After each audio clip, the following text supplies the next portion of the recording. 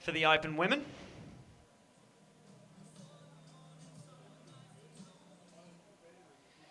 They're up on the track now and ready to go. So we'll run you through that field.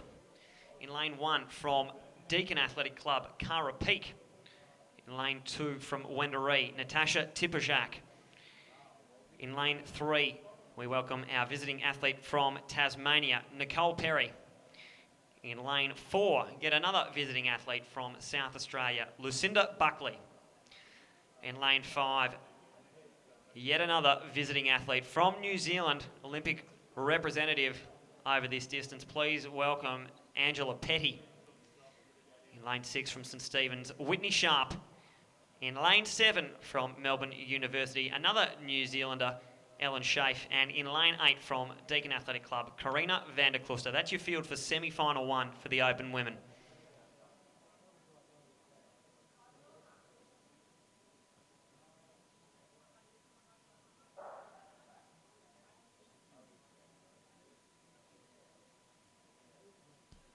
So semi-final number 1 away here. And you'd think Angie Petty is going to be the main threat here. As mentioned, the New Zealander, an Olympic representative over this distance, very well credentialed. And looked like she was out chasing us sub 201 last night, possibly looking for a World Championships qualifier. She moves to the front now and just starting to settle a bit. So didn't quite get a time there through 200. Looking pretty quick though. We'll keep an eye on that clock as they pass through to collect the bell. So only the top 2 advancing automatically here. It's Petty pretty well clear out in front and a tight bunch of 4 runners there. Schaaf in the Melbourne University colours, so too Whitney Sharp, and then it's the invitational athletes in Buckley and Perry. So the pace is on here. Angie Petty passing through right on 60 seconds. She's going to need a big last lap though to hold on to that pace and possibly get that World Championships qualifying time. Ellen Schaaf in the Melbourne University colours, looking good in second, making a big move down the back straight there. Now we see Whitney Sharp, the runner from St Stephen's. She's making the move onto the shoulder of Schaaf. Has she gone too early, I wonder? In fact, have both of these athletes gone too early, because Buckley and Perry are still in the hunt? I don't think any of them are going to reel in Angie Petty though. She straightens up for the final time and she's still looking really, really strong, the New Zealander. I don't know that she's going to get that time. It's going to be really close though. Closer than last night, in fact. 2:01, there it is, so 2:02.78. Just outside, but very impressive from Angie Petty. And it's Whitney Sharp from St Stephen's who's going to come through to take that next automatic qualifying spot. So Ellen Schaaf and the rest of those runners are going to need to wait on times. Angie Petty and Whitney Sharp through to the Open Women's 800 metre final.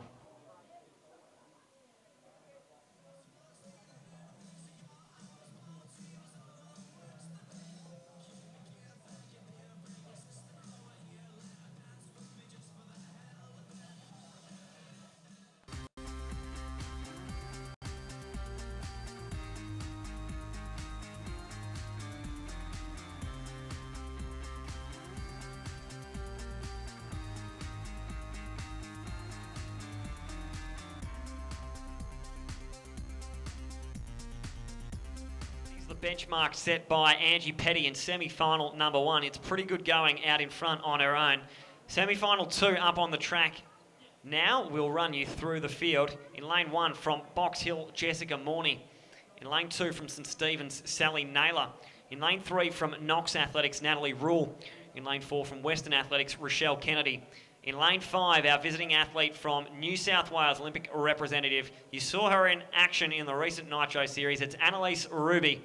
In lane 6 from Melbourne University, Sarah Billings. In lane 7 from Richmond Harriers, Nia Jones. And in lane 8, rounding out the field from South Bendigo, Talia Hayes.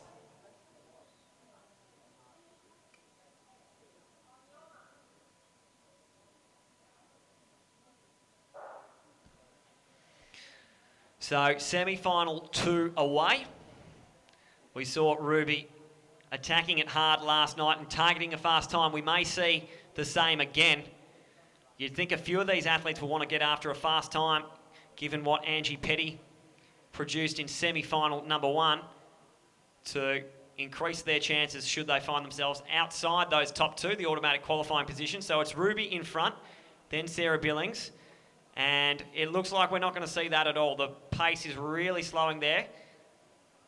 Just doing enough to get out of trouble was Annalise Ruby, and now she's dropping things right back. So we're going to see a much, much more sedate race. Could make for a pretty exciting final lap, though. Ruby it is out in front as they enter the home straight for the first time. Billings well placed on the outside, so too Talia Hayes, though she has been forced to run wide. Sally Naylor right in the middle of that bunch in the St Stephen's colours. Rochelle Kennedy's on the rail, and Nia Jones is well placed too. So now we see Hayes, the runner from South Bendigo, 66. So it's not fast at all, especially not compared to that opening heat we saw. Hayes it is out in front, starting to stretch things out. Ruby shadowing her, so too Billings and Rochelle Kennedy. We see the split now. So top 2 going to be all important here, given the sedate nature of that first lap. It's Ruby out in front. Now as we see Hayes start to slip back, 1:39 on the clock through 600. Billings right on her shoulder, maybe just trying to push into the lead. And Rochelle Kennedy shadowing them closely as well. Bit of a charge here from Natalie Rule. Also the Knox runner holding down 4th, moves past Talia Hayes. But if they straighten up now, it's Annalise Ruby making the most of that 400-metre speed. She's going to charge clear of Sarah Billings and Rochelle Kennedy to take this one out. Well, we won't be able to bring you a time on that one immediately, unfortunately. Few issues there with our clock, but it's Annalise Ruby ahead of Sarah Billings and Rochelle Kennedy in semi-final number 2. Ruby and Billings to advance automatically.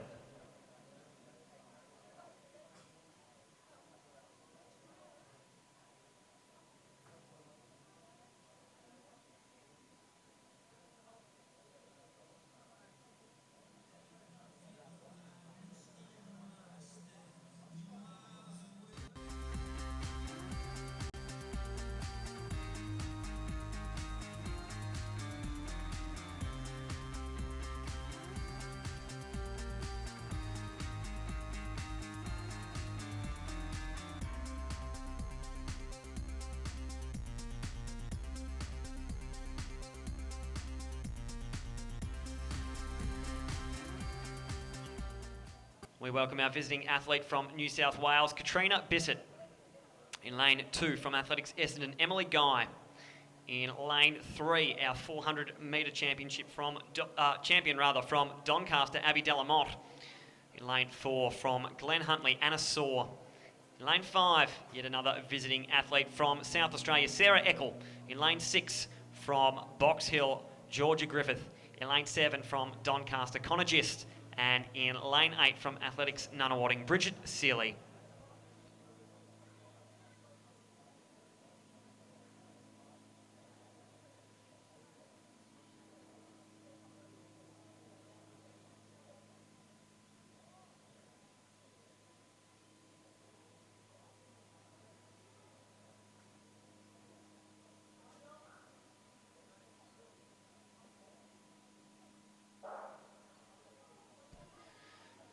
So semi-final 3 away for the Open women. Delamotte and Griffith are probably the 2 you'd expect to be right up the front there. So it is Georgia Griffith setting the pace through the early stages. Anna Saw in the thick of things as well. So too Sarah Eckel through the early stages. But the pace is looking pretty honest early on. Not quite as quick as that opening heat. But these runners obviously interested in setting a fast pace, maximise their chances of advancing. So it's Griffith doing it nicely out in front. 2:02 to her name, so you'd expect that. Then Eckel, the South Australian, holding down second. Anna Saw in third spot. So Georgia Griffith now through in the lead. And in fact, it looks like we may not have Abby Delamont in action in this one. So that certainly opens things up. Looking back through that field, it's Connor Gist now just on the outside of Saw. Those two going stride for stride down the back straight, but well out in front, Georgia Griffith. Sarah Eckel looking impressive in second and just starting to reel in that gap a little bit. So about 1:36, 1:37 on the clock. It's not going to be super quick, though we'll expect to see a bit of a kick down here. Griffith and Eckel looking pretty safe out in front. Just trying to wind things up.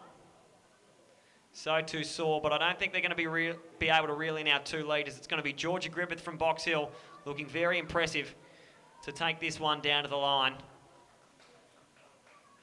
Sarah Eckel's going to come through to take second. Gist for third, Saw for fourth. And, well, you'd think the non-automatic qualifying places are going to come from that first heat where Angie Petty really turned the pace on early. So that'll see Ellen Schaaf get through. You would imagine, of course, we'll await official confirmation, but doesn't look like there's any major surprises in the women's heats, or semi-finals, I should say. All the major contenders making their way through to the final. We'll see if the men's semi-finals throw up a few surprises.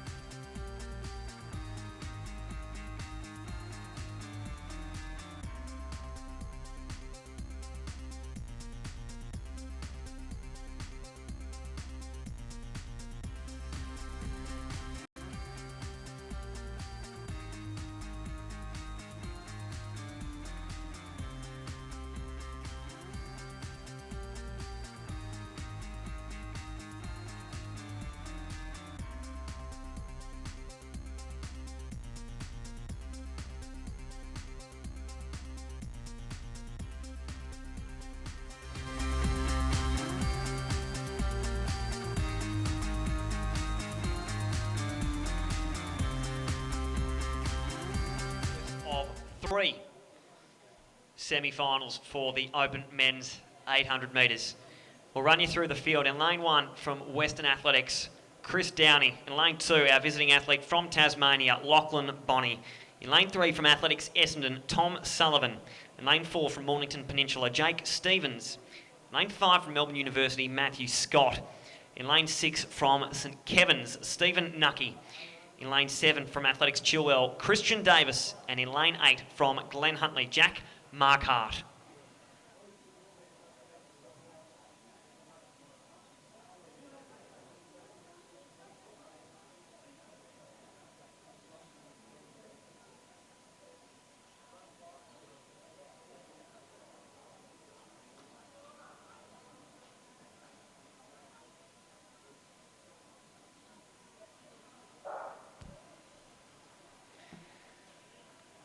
All right, so semi-final 1 for the open men underway.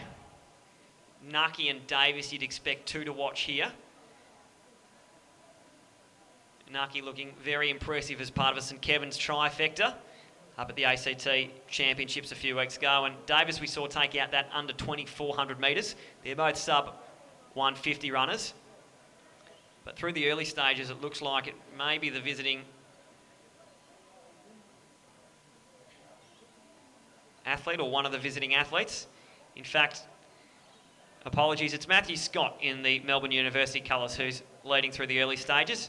Davis settling in behind him. Then Nucky, Tom Sullivan nestled nicely on the inside. Jake Stevens in the Mornington Peninsula colours, now making a bit of a move on the outside. So we'll look at the clock as they pass through halfway. It's 54, so it's a good honest pace without being lightning quick. And we'll probably see a bit of a wind-up over the closing 300 metres. So Scotted is out in front. Davis well positioned and looking relaxed. So too Nucky in third. Stevens working hard on the outside. And Sullivan maybe just with a bit of work to do to make sure he stays in this race, although we do know that he likes to leave his charge pretty late. Christian Davis into the lead now. 1:24 on the clock, so they're starting to ramp things up through 600. Davis it is from Nucky. Scott, the early leader, back in third. Stevens still fighting hard. Tom Sullivan on the back of that pack. Can he make a late run for home? It's Christian Davis out in front of Stephen Nucky. Scott, the early leader, responding now. Trying desperately to get that automatic qualifying spot. Is he going to get there? He might just in the dip at the line. Matthew Scott get the nod over Christian Davis. Well, they really ramped that one up. It was about 1:50 on the clock as they came through. Stephen Nucky taking it out. And I reckon Matthew Scott might have just pipped him for second. We'll need official confirmation on that.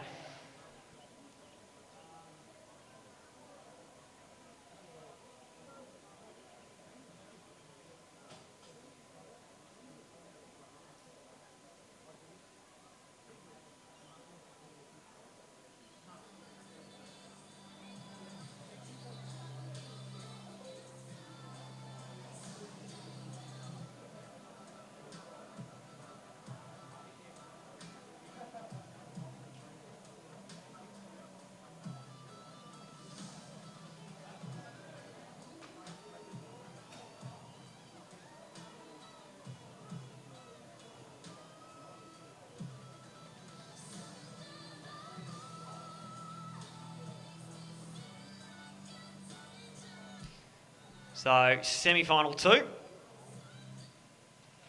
Up on the track now and ready to go. Running you through the field in lane 1 from Deakin Athletic Club, Johan Phillip. Lane 2 will be vacant. In lane 3 from Box Hill, Andre Waring. In lane 4, another visiting athlete from South Australia. We welcome Sam Russell. In lane 5 from Ringwood, Tom Forthorpe. In lane 6 from Deakin World Junior Championships representative Lachlan Barber. In lane 7 again from Deakin, Hamish Bayliss. And in lane 8 from Diamond Valley, Dean Neofatu.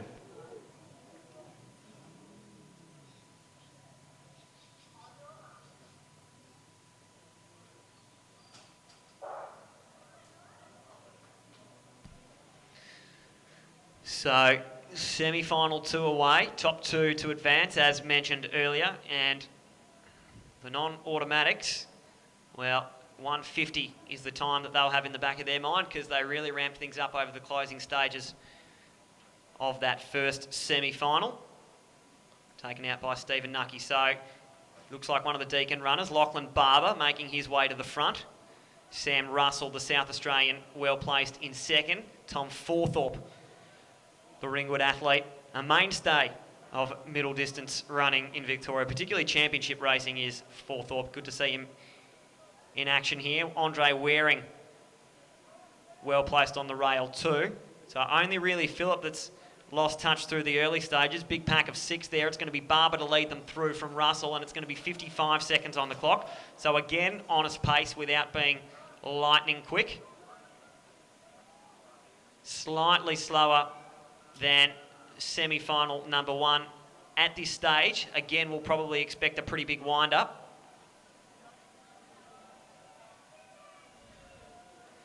So it's Barber still out in front, but Forthorpe's making a big move down the back straight. Russell trying to respond, so too Waring, and the gap's just starting to open up back to Hamish Bayliss. Neofatu's gone with 600 to go, at the 600 metre mark, rather 200 to go. So Barber it is out in front. Coming hard, Sam Russell. Forthorpe trying to hold him off, and Waring back and forth, desperately trying to get on. I'm not sure he's going to be able to do it. Lachlan Barber, as you'd expect, all the class of an Australian representative out in front. He knows he's safe here. He just starts to wind it down. Sam Russell's going to come through for second. It's going to be 1:51 on the clock. So a fraction slower. Could be tough for the non-automatic qualifiers to come from this heat, but we'll wait and see how we go.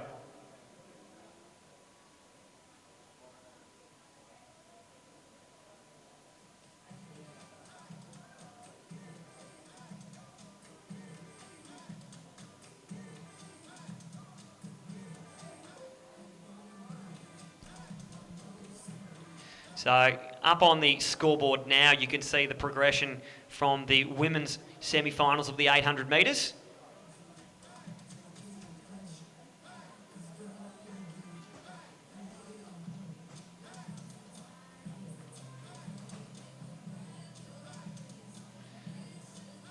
And confirmation there, Ellen Schaaf and Perry getting those remaining non-automatic qualifying positions. So they'll be the 8 that will make up tomorrow's final for the Open Women. In the meantime, our final race on this evening's program is up on the track now. It's semi-final number 3 for the Open Men's 800 metres. Running you through the field in lane 1 from Melbourne University is Julian Baker. In lane 2, another visiting athlete from Tasmania. Tasmania well represented across this weekend, Alec Thomas. In lane 3 from Athletics Nunawading, Lachlan Mann. In lane 4, the defending champion from Knox Athletics, Mark Richards. In lane 5 from Deakin Athletic Club, Julian Owie. In lane 6, visiting athlete from South Australia, national finalist Dylan Stenson. In lane 7 from St Stephen's, Mitchell Cashin. And in lane 8 from Athletics Essendon, Tom Vernon.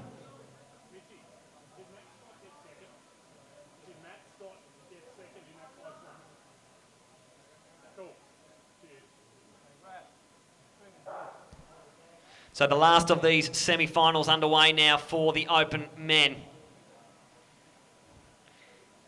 And through the early stages, as we saw last night, it's Dylan Stenson, the South Australian, who seems to have a bit of a fondness for attacking his races hard through the early stages. He's doing it again tonight in the semi-final. He's already opened a big gap up to Nunawading's Lachlan Mann. So it's about 25 seconds on the clock through 200. Very quick stuff through from Dylan Stenson, I should say, through the early stages. Mann now just starting to close that gap. And it's Owie and Richards, as mentioned, the defending champ, in 4th place and with a fair bit of work to do at this stage. But it's Stenson looking very strong out in front. He's going to go through in 51, so it's quick. Be very interesting to see how Stenson holds things together over the final lap. But we could be on for a very good time here indeed. Lachlan Mann still holding down second. Maybe just close that gap a fraction. And Richards perhaps realising that he had a bit of work to do. Now looking to close that gap. So Owie, who was holding down 3rd, looks to have pulled up 500 metres in. Stenson looking strong, 119, 120 through 600. This is a big run from Dylan Stenson, the South Australian. Lachlan Mann still working hard. Richards, though, closing that gap. The defending champ looking pretty strong. And he'll need to make sure he closes strongly if he wants that automatic qualifying spot. So Stenson just starting to tire. He looked really good up to about the 700 metre mark, but he's starting to struggle a little bit. And they're coming hard at him. Stenson's going to hold on. Richards is going to hold on for 2nd ahead of Lachlan Mann, who started coming back at him. I think about 1:49 on the clock there for Dylan Stenson. So pretty good going, though. He did start to fade a bit in the final stages. He did look like at the 600 metre mark he was on for a big time there. Nonetheless, a 1:49, it's pretty impressive. Certainly the most impressive performance across those semi-finals. He and Mark Richards will advance automatically. And as always, the rest will have to sweat it out and wait on times.